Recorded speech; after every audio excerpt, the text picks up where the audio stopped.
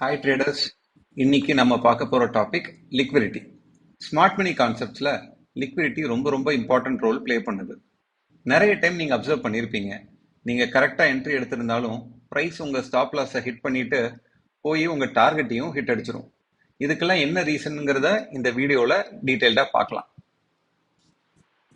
டாபிக்கு போறதுக்கு முன்னாடி இந்த மாதிரி காம்ப்ளெக்ஸான எஸ்எம்சி அண்ட் ஐசிடி கான்செப்ட்ஸை சிம்பிளா ஈஸியா கத்துக்கணும்னா இந்த சேனலை சப்ஸ்கிரைப் பண்ணுங்க. ஆல்சோ நம்ம இன்ஸ்டாகிராம் அண்ட் டெலிகிராம் பேஜை ஃபாலோ பண்ணுங்க. லிங்க் டிஸ்கிரிப்ஷன்ல இருக்கு. ஸோ லிக்விடிட்டினா என்னன்னு சொல்றதுக்கு முன்னாடி ஃபர்ஸ்ட் இந்த ஒரு ஸ்மால் எக்ஸாம்பிள் மூலமா புரிஞ்சுக்கலாம். ஒருத்தர் 5000 ஆப்பிள்ஸ் வாங்கணும்னு மார்க்கெட்டுக்கு போறாரு. இப்போ இந்த பிஸி மார்க்கெட்டை பாருங்க. இங்க நிறைய செல்லர்ஸ் இருக்காங்க. ஒரு செல்லர் கிட்ட மட்டும் 5000 ஆப்பிள்ஸ் இருக்காது. ஆனா ப்ராப்ளம் இல்ல. அவர் பையர் ஒரு செல்லர் கிட்ட 500 ஆப்பிள்ஸ் வாங்கலாம், இன்னொரு செல்லர் கிட்ட 700 ஆப்பிள்ஸ் வாங்கலாம், இன்னொரு செல்லர் கிட்ட 1000 ஆப்பிள்ஸ் வாங்கலாம். இப்படி மல்டிபிள் செல்லர்ஸ் கிட்ட கொஞ்சம் கொஞ்சமா வாங்கி பையர் ஈஸியா அவர் நினைச்ச 5000 ஆப்பிள்ஸை ஒரு ஃபேர் பிரைஸ்ல வாங்கிட முடியும். அதிகமான பிரைஸ்ல, அதாவது பிரீமியம் பிரைஸ்ல வாங்கணும்னு பையருக்கு அவசியமே இருக்காது. ஏன்னா அங்க சப்ளை நிறைய இருக்கு. இதுதான் ஹை லிக்விடிட்டி. இப்போ அதே பையர் ஒரு கூட்டம் இல்லாத மார்க்கெட்டுக்கு போனா என்ன ஆகும்? இங்க டிமாண்ட் ரொம்ப அதிகம். அதாவது பையருக்கு 5000 ஆப்பிள்ஸ் வேணும். ஆனா சப்ளை ரொம்ப கம்மி. மொத்த மார்க்கெட்ல 500 ஆப்பிள்ஸ் தான் இருக்கு. ஸோ பையர் 5000 ஆப்பிள்ஸ் வாங்க ரெடியா இருந்தாலும் செல்லர்ஸ் இல்லைன்னா பை பண்ண முடியாது. டிமாண்ட் அதிகமா இருந்து சப்ளை கம்மியா இருந்தா என்ன ஆகும்? பிரைஸ் மேல போகும். அப்படி பிரைஸ் மேல போனாலும் அவர் நினைச்ச குவான்டிட்டியை வாங்க முடியாது. இதுதான் low liquidity or no liquidity. இப்போ இந்த எக்ஸாம்பிளை செல்லர் பெர்ஸ்பெக்டிவ்ல பார்க்கலாம். ஒரு ஃபார்மர் அவர் தோட்டத்துல விளைஞ்ச ஆப்பிள்ஸை வண்டி நிறைய எடுத்துட்டு மார்க்கெட்டுக்கு வர்றாரு. அவருக்கு என்ன கோல்னா எல்லா ஆப்பிள்ஸையும் செல் பண்ணியே ஆகணும்னு. ஃபர்ஸ்ட் பிஸி மார்க்கெட்டை பாருங்க. இங்க நிறைய பையர்ஸ் இருக்காங்க. ஒரு பையர் 200 ஆப்பிள்ஸ் வாங்குவாரு, இன்னொரு பையர் 500 ஆப்பிள்ஸ் வாங்குவாரு, இன்னொரு பையர் 1000 ஆப்பிள்ஸ் வாங்குவாரு. இப்படி மல்டிபிள் பையர்ஸ் இருக்கிறதுனால ஃபார்மருக்கு ஃபுல் கண்ட்ரோல் இருக்கு. டிமாண்ட் ஸ்ட்ராங்கா இருக்கிறதுனால அவர் ஃபேர் பிரைஸ்ல மட்டும் இல்ல, நல்ல பிரீமியம் பிரைஸ்லயும் ஆப்பிள்ஸை விற்க முடியும். இதுதான் ஹை லிக்விடிட்டி. இப்போ அதே ஃபார்மர் கூட்டம் கம்மியா இருக்கிற மார்க்கெட்டுக்கு போனா என்ன ஆகும்? அங்க பையர்ஸ் ரொம்ப கம்மி. மொத்தமா ஒரு 1000 ஆப்பிளுக்கு தான் டிமாண்ட் இருக்கு. பட் ஃபார்மர் கிட்ட சப்ளை ரொம்ப அதிகமா இருக்கு. ஸோ செல் பண்ண ட்ரை பண்ணும்போது பையர்ஸை அட்ராக்ட் பண்ண ப்ரைஸை அவர் கீழே கொண்டு வரணும். அதாவது டிஸ்கவுண்டட் ப்ரைஸ்ல ஆப்பிள்ஸை விற்க வேண்டி இருக்கும். ஆல்சோ பையர்ஸ் ரொம்ப கம்மியா இருக்கிறதுனால கம்ப்ளீட் லோடையும் செல் பண்ண முடியாது.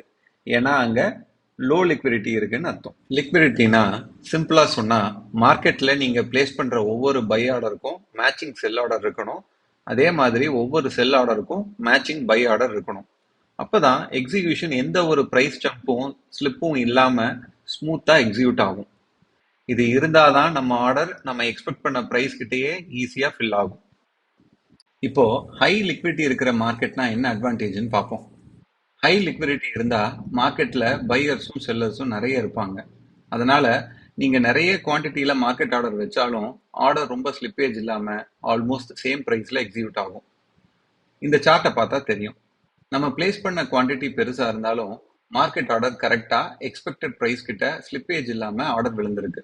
அது மட்டும் இல்ல, ஸ்டாப் லாஸும் ப்ரிசைஸா கரெக்ட் பிரைஸ்ல பிளேஸ் பண்ண முடிஞ்சது.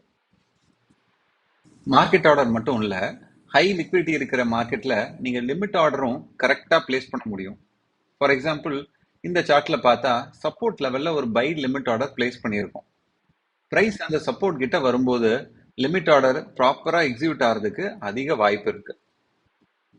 இப்போ லோ லிக்விடிட்டி இருக்கிற மார்க்கெட்னா என்ன டிஸ்அட்வான்டேஜ்னு பார்ப்போம்.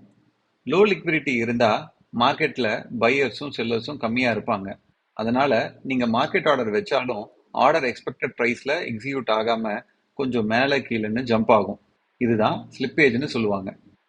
இந்த சார்ட்ல நம்ம என்ட்ரி பண்ண பிரைஸை விட எக்ஸிக்யூட் ஆன பிரைஸ் கொஞ்சம் மேல போயிருக்கு. அந்த டிஃபரன்ஸ் தான் ஸ்லிப்பேஜ். இது லோ லிக்விடிட்டியில ரொம்ப காமன். இப்போ இந்த எக்ஸாம்பிள்ல ஸ்டாப் லிமிட் ஆர்டர் பிளேஸ் பண்ணியிருக்கோம். ஒருவேளை எஸ்எல் அடிக்கும் போது அந்த பிரைஸ்க்கு மேட்சிங்கான பை ஆர்டர்ஸ் இல்லைன்னா நம்ம வச்ச ஸ்டாப் லிமிட் ஆர்டர் எக்ஸிக்யூட் ஆகாம அது பெண்டிங் ஆர்டராகவே இருந்துடும். நமக்கு லாஸ் அதிகமா போயிடும். இதெல்லாம் தான் லோ லிக்விடிட்டியோட டிஸ்அட்வான்டேஜஸ். Market movers. இப்போ இது ரொம்ப இம்பார்ட்டண்ட்டான ஒரு கான்செப்ட். ஸ்மார்ட் மணியை புரிஞ்சுக்கணும்னா ஃபர்ஸ்ட் மார்க்கெட்டை யார் மூவ் பண்றாங்கன்னு புரிஞ்சுக்கணும். மார்க்கெட்ல பிக் மூவ்ஸ் கிரியேட் பண்றது ரீட்டைல் ட்ரேடர்ஸ் இல்லை. ரீட்டைல் ட்ரேடர்ஸ் நம்ம மாதிரி சின்ன குவான்டிட்டியில தான் ட்ரேட் பண்ணுவாங்க. அதனால மார்க்கெட் மூவ் ஆகாது. ஆக்சுவலா மார்க்கெட்டை மூவ் பண்றது யாருன்னா இந்த எஃப்ஐஐஸ் அண்ட் டிஐஐஸ் தான். எஃப்ஐஐஸ்னா foreign institutional investors. For example இந்த கோல்ட்மேன் சாக்ஸ், மார்கன் ஸ்டான்லி, ஜேபி மார்கன் மாதிரி big global institutions and hedge funds. இப்போ டிஐஐஸ்னா டொமஸ்டிக் இன்ஸ்டிடியூஷனல் இன்வெஸ்டர்ஸ். இப்போ நம்ம LIC, ICICI, HDFC mutual fund, SBI mutual fund, pension funds மாதிரி பெரிய டொமஸ்டிக் பிளேயர்ஸ். இந்த இன்ஸ்டிடியூஷன்ஸ் ரொம்ப பெரிய குவான்டிட்டியில ஆர்டர்ஸ் பிளேஸ் பண்ணுவாங்க. அதனால தான் இவங்க ஆர்டர்ஸ் மார்க்கெட்ல பிக் மூவ்ஸ் கிரியேட் பண்ணுது. சிம்பிளா சொன்னா எஃப்ஐஐஸ் அண்ட் டிஐஐஸ் தான் மார்க்கெட் மூவர்ஸ். அந்த மணி தான் ஸ்மார்ட் மணி. அதனால எஸ்எம்சியில் ஐசிடி கற்றுக்கும் போது நம்ம ஃபோக்கஸ் ரீட்டைல் ட்ரேடர்ஸ் மேல இல்லை, இந்த பிக் பிளேயர்ஸ் என்ன பண்றாங்கிறதா நம்ம வாட்ச் பண்ணணும். சரி, இப்போ ஸ்மார்ட் மணி எப்படி மார்க்கெட்டை டிரைவ் பண்ணுதுன்னு பார்க்கலாம். இன்ஸ்டிடியூஷன்ஸ் பெரிய பை ஆர்டர்ஸ் பிளேஸ் பண்ணும்போது மார்க்கெட்ல இருக்கிற செல் ஆர்டர்ஸ் கன்சியூம் ஆகுது. செல் சைட் சப்ளை கம்மியானா டிமாண்ட் ஸ்ட்ராங் ஆகும். அதனால பிரைஸ் மேல போகும். இத ஒரு சிம்பிள் எக்ஸாம்பிள் மூலமா புரிஞ்சுக்கலாம். ஒரு ஏரியால 100 வீடு இருக்கு. அங்க ஒரு பால் பூத்தும் இருக்கு. பூத் ஓனர் டெய்லியும் 100 மில்க் பேக்கெட்ஸ் வாங்கி வச்சிருப்பாரு. ஏன்னா ஒவ்வொரு வீட்லயும் டெய்லி ஒரு பேக்கெட் வாங்குவாங்கன்னு அவருக்கு தெரியும். ஒரு மில்க் பேக்கெட்டோட விலை 20 ரூபா. ஒரு நாள் ஏர்லி மார்னிங் ஒரு ஹோட்டல் கடை ஓனர் வந்து 50 மில்க் பேக்கெட்ஸை பல்கா வாங்கிட்டு போயிடுறாரு. இப்ப என்ன நடக்குது? 100 கஸ்டமர்ஸ் இருக்காங்க, ஆனா பூத்ல இருக்கிறது 50 பேக்கெட்ஸ் மட்டும்தான். பல்க் பை ஆர்டர் வந்ததுனால சப்ளை கம்மி ஆயிடுச்சு, டிமாண்ட் அதிகமாயிடுச்சு. ஸோ அவரு மில்க் பேக்கெட் பிரைஸை 20 ருபீஸ்ல இருந்து 25 ருபீஸ்க்கு இன்க்ரீஸ் பண்றாரு. இப்போ ரிமைனிங் கஸ்டமர்ஸ்க்கு ரெண்டே ஆப்ஷன் தான் இருக்கு. ஒன்னு 25 ருபீஸ் கொடுத்து வாங்கணும், இல்லாட்டி நாளைக்கு புது சப்ளை வர வரைக்கும் வெயிட் பண்ணணும். இங்க இன்ஸ்டிடியூஷன் ரோல் பிளே பண்ணது அந்த 50 மில்க் பேக்கெட்ஸை பல்கா வாங்கின ஹோட்டல் ஓனர். மில்க் பூத் தான் மார்க்கெட், அந்த 100 கஸ்டமர்ஸ் தான் ரீட்டைல் ட்ரேடர்ஸ். இப்படிதான் இன்ஸ்டிடியூஷன்ஸும் மார்க்கெட்ல பெரிய குவான்டிட்டி பை பண்ணும்போது சப்ளையை கம்மி பண்ணிட்டு பிரைஸை மேல டிரைவ் பண்ணுவாங்க. இப்போ இதே மில்க் பூத் எக்ஸாம்பிள்ல இன்ஸ்டிடியூஷனல் செல்லிங் பத்தி பார்ப்போம். Milk booth owner 100 milk packets தான் வச்சிருப்பாரு.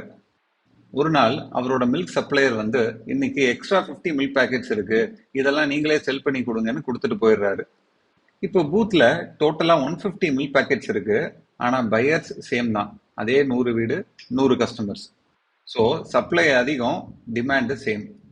ஸோ மில்க் வேஸ்ட் ஆகக்கூடாதுன்னு பூத் ஓனர் என்ன பண்ணுவாரு? மில்க் பேக்கெட்ஸை டிஸ்கவுண்ட்ல கொடுப்பாரு. 2 பேக்கெட் வாங்கினா ஆஃபர்னு சொல்லலாம், பிரைஸ் கொஞ்சம் கம்மியாக பண்ணி கூட கொடுக்கலாம். பையர்ஸை அட்ராக்ட் பண்ணி மில்க் பேக்கெட்ஸை செல் பண்ண ட்ரை பண்ணுவாரு. ஸோ இதனால என்ன ஆகுதுன்னா மில்க் பேக்கெட்டோட பிரைஸ் கீழே போகுது. இந்த எக்ஸாம்பிள்ல எக்ஸ்ட்ரா 50 மில்க் பேக்கெட் செல் பண்ண சொன்ன அந்த சப்ளையர் தான் இன்ஸ்டிடியூஷன் ரோல் பிளே பண்றாரு.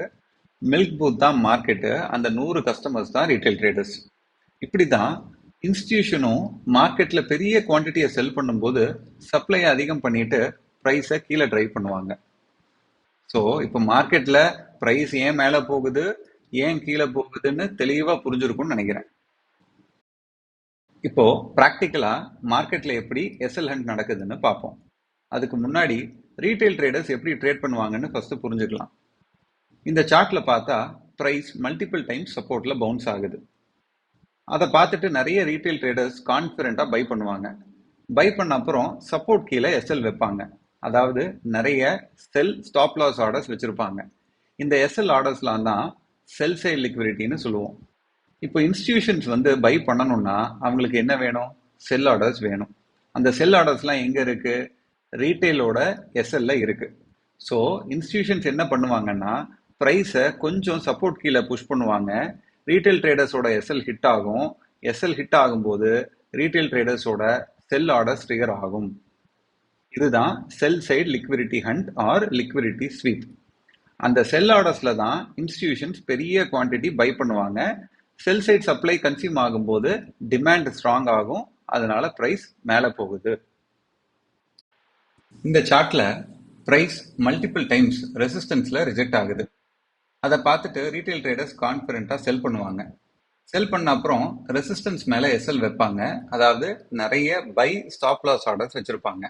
இந்த எஸ்எல் ஆர்டர்ஸ்லாம் தான் buy side liquidity. So institutions என்ன பண்ணுவாங்கன்னா ப்ரைஸை கொஞ்சம் ரெசிஸ்டன்ஸ் மேல புஷ் பண்ணுவாங்க. ரீட்டைல் ட்ரேடர்ஸோட எஸ்எல் ஹிட் ஆகும். எஸ்எல் ஹிட் ஆகும்போது ரீட்டைல் ட்ரேடர்ஸோட பை ஆர்டர்ஸ் ட்ரிகர் ஆகும். இதுதான் buy side liquidity hunt or liquidity sweep. அந்த பை ஆர்டர்ஸ்லாம் தான் இன்ஸ்டிடியூஷன்ஸ் பெரிய குவான்டிட்டியில செல் பண்ணுவாங்க. So buy side demand consume ஆகும்போது சப்ளை அதிகமா இருக்கும். அதனால பிரைஸ் கீழே போகுது. இன்ஸ்டிடியூஷன்ஸ் எஸ்எல் ஹண்ட் பண்றது ரீட்டைல் ட்ரேடர்ஸை டார்கெட் பண்ண இல்லை. அவங்களுக்கு தேவை லிக்விடிட்டி. பை பண்ண செல் சைடு லிக்விடிட்டி வேணும், செல் பண்ண பை சைடு லிக்விடிட்டி வேணும். இப்போ மார்க்கெட்ல என்னென்ன டைப்ஸ் ஆஃப் லிக்விடிட்டி இருக்கு, எந்த இடத்துல எல்லாம் இருக்குன்னு பார்க்கலாம். First buy side liquidity. இது ஜென்ரலா பிரைஸ் மேல இருக்கிற லிக்விடிட்டி. அதாவது equal highs, double tops, previous day high, resistance area, இந்த ஏரியால இருக்கிற லிக்விடிட்டி தான் பை சைடு லிக்விடிட்டி. அடுத்து செல் சைடு லிக்விடிட்டி. இது ஜென்ரலா பிரைஸ் கீழே இருக்கிற லிக்விடிட்டி. அதாவது equal lows, double bottom, previous day low, support area, இந்த இடத்துல இருக்கிற லிக்விடிட்டி தான் செல் சைடு லிக்விடிட்டி. அடுத்து எக்ஸ்டர்னல் ரேஞ்ச் லிக்விடிட்டி. ஜென்ரலா இது மார்க்கெட் ஸ்ட்ரக்சருக்கு வெளியே இருக்கிற லிக்விடிட்டி. அதாவது ரேஞ்ச் ஹை மேல, ரேஞ்ச் லோ கீழே. மோஸ்ட்லி இந்த இடத்துல எய்தர் ஒரு பிக் ரிவர்சல் ஆர் ஒரு மேஜர் மூவ் ஸ்டார்ட் ஆகும். அடுத்து இன்டர்னல் ரேஞ்ச் லிக்விடிட்டி. இது மார்க்கெட் ஸ்ட்ரக்சருக்குள்ள இருக்கிற லிக்விடிட்டி. அதாவது இன்டர்னல் ஹைஸ் அண்ட் லோஸ், அப்புறம் ஃபேர் வேல்யூ கேப்ஸ்.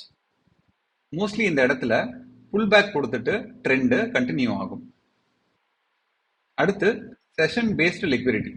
நீங்க ஃபாரெக்ஸ்லயோ கிரிப்டோலயோ ட்ரேட் பண்றீங்கன்னா லிக்விடிட்டி அதிகமா இருக்கிற levels Asian high low, London high low, New York high low. இந்த செஷன் ஹை அண்ட் லோஸ்ல நிறைய எஸ்எல் இருக்கும். இன்ஸ்டிடியூஷன்ஸ் இந்த டைம்ல தான் ஆக்டிவா இருப்பாங்க. ஃபைனலா சைக்கலாஜிக்கல் லிக்விடிட்டி. ஜென்ரலா ரவுண்ட் நம்பர்ஸ்ல நிறைய லிக்விடிட்டி இருக்கும். ரவுண்ட் நம்பர்ஸ்னா இந்த மல்டிபிள்ஸ் ஆஃப் 100, 500, 1000 அந்த பிரைசஸ்ல. For example Nifty 25,000, 26,500, Sensex 82,100, 84,600. இந்த மாதிரி பிரைஸ் லெவல்ஸ்ல நிறைய ரீட்டைல் ட்ரேடர்ஸ் அவங்களுடைய எஸ்எல் அண்ட் டிபிஸை பிளேஸ் பண்ணியிருப்பாங்க. இந்த வீடியோ மூலமா லிக்விடிட்டி பத்தியும் ஸ்மார்ட் மணி எப்படி மார்க்கெட்டை டிரைவ் பண்ணதுன்னு தெளிவா புரிஞ்சிருக்கும்னு நான் நம்புறேன். வீடியோ பிடிச்சிருந்தா லைக் பண்ணுங்க, கமெண்ட் பண்ணுங்க, உங்க ட்ரேடிங் ஃப்ரெண்ட்ஸுக்கும் ஷேர் பண்ணுங்க.